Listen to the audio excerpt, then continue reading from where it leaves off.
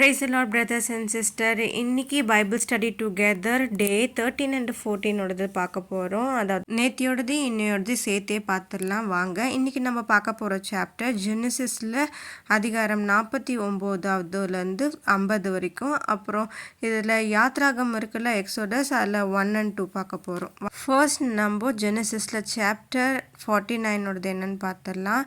இதில் யாக்கோபு இறக்கும் வேளையில் தன் மகன்களிடம் சொன்ன தீர்க்க தரிசன வார்த்தைகளை பற்றியது மற்றும் அவர் தனது 12 மகன்களில் ஒவ்வொருவருக்கும் நேர்மறை மற்றும் எதிர்மறையான கணிப்புகளை உள்ளடக்கிய ஆசீர்வாதம் அளிக்கிறார்.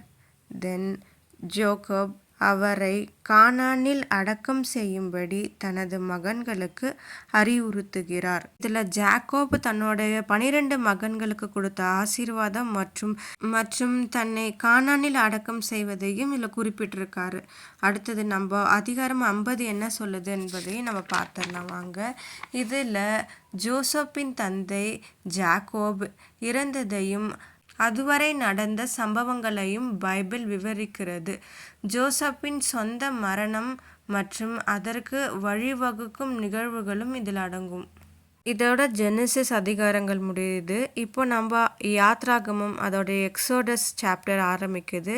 இதில் ஃபஸ்ட்டு அதிகாரம் என்ன சொல்லுதுன்றதை பார்த்தலாம். எகிப்தில் இஸ்ரவேலர்களின் அடிமைத்தனம் மற்றும் அவர்கள் எதிர்கொண்ட ஒடுக்குமுறை, இஸ்ரவேலர்களை எகிப்திலிருந்து வெளியேற்றும் தீர்க்கதரிசியான மோசேயின் வருகைக்கு இது களம் அமைக்கிறது. இதுக்கப்புறம் நம்ம பார்க்க போகிறது மோசே பற்றி தான். அடுத்த அதிகாரம் 2ல் நாம் பார்க்க போகிற விஷயங்கள் என்னன்னு பார்த்துடலாம். அதிகாரம் 2 என்ன சொல்லுதுன்னா, மோசேயின் பிறப்பு, அவரது ஆரம்ப கால வாழ்க்கை மற்றும் மீதியானுக்கு நாடு கடத்தப்பட்ட கதையை பைபிள் சொல்லுகிறது மற்றும் யூதர்களை விடுவிக்க மோசே அழைக்கப்படுவதற்கு முன்பு இருந்த சூழலையும் இது விவரிக்கிறது. இதுதாங்க அதிகாரம் 2. இப்போ நம்ம அடுத்து அதிகாரம் 3 பற்றி என்ன சொல்லுதுன்றதை நம்ம பார்த்துடலாம் வாங்க. இதில் இஸ்ரவேலர்களை எகிப்தின் அடிமைத்தனத்திலிருந்து வெளியேற்ற கடவுள் மோசேயை அழைத்த தருணம். மோசே தனது மாமனாரின் ஆடுகளை கடவுளின் மலையான ஹோரேப் அருகே மேய்ப்பதில் இருந்து அத்தியாயம் தொடங்குகிறது. காட் மோசேக்கு எரியும் புதரில் தோன்றி இஸ்ரவேலர்களை எகிப்திலிருந்து வெளியேற்றும்படி சொன்னார். இதெல்லாம் தான் அதிகாரம் 3. நீங்கள் நான் வரைஞ்சிருக்க டயக்ராமையும் பார்த்துருப்பீங்க. மோசேவோட பர்த்து, அவர் பிறக்கும்பொழுது நிறைய விஷயங்கள் நடந்தது. அது எல்லாமே ரொம்ப இன்ட்ரெஸ்டிங்காக இருக்கும். இந்த அதிகாரங்களில் மோசே பற்றின விஷயங்கள் எல்லாமே காட் செஞ்சிருக்க மிராக்கள் எல்லாம் ரொம்ப அதிசயமாகவும் சூப்பராகவும் இருக்கும். மற்றும் காட் மோசேக்கு எரியும் புதரில் தோன்றினார், அதை பற்றின வரைபடமும் நீங்கள் பார்த்துருப்பீங்கன்னு நினைக்கிறேன். இப்போ நம்ம அதிகாரம் 4 பற்றி பார்த்துடலாம்.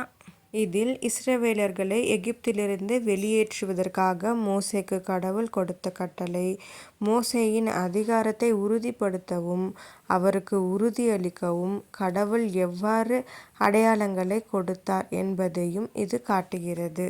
பிறகு நம்ம பார்க்க போகிறது அதிகாரம் 5.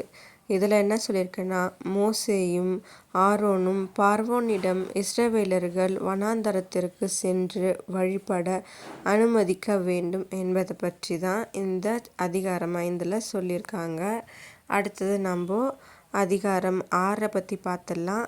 இதில் எகிப்தின் அடிமைத்தனத்திலிருந்து இஸ்ரவேலர்களை விடுவிப்பதற்காக கடவுள் கொடுத்த வாக்குறுதி, மோசஸ் மற்றும் ஆரோனின் வம்சாவளியை உள்ளடக்கியது. இப்போ நாம் பார்த்த 3rd அதிகாரத்திலிருந்து 6th அதிகாரம் வரைக்குமே, அதாவது எக்ஸோடஸ், யாத்திராகமம், அதுலேருந்து தான் பார்த்துருக்கோம். ஓகே, நம்ம இந்த வீடியோவை இதுக்கப்புறம் வரப்போகிறதெல்லாம் நம்ம மோசஸை பற்றி தான் பார்க்க போகிறோம். இது ரொம்ப யூஸ்ஃபுல்லாக உங்களுக்கு இருந்திருக்கும்னு நான் நினைக்கிறேன். நம்ம ஜெபம் பண்ணி இந்த வீடியோவை முடிச்சுக்கலாம். அப்பா பிதாவே உமக்கு ஸ்தோத்திரம், எங்களை ஆசீர்வதிங்க. மோசேவோட விஷயங்களில் எவ்வளோ மிராக்களை நீங்கள் செய்தீங்களோ எங்கள் வாழ்க்கையிலையும் நிறைய மிராக்களை செய்யுங்க. தினமும் வேத வசனத்தை படிக்க எங்களுக்கு கிருபை தாங்க. ஆமீன். ஓகே பிரதர்ஸ் அண்ட் சிஸ்டர், நம்ம அடுத்த வீடியோவில் பார்க்கலாம். Subscribe my channel.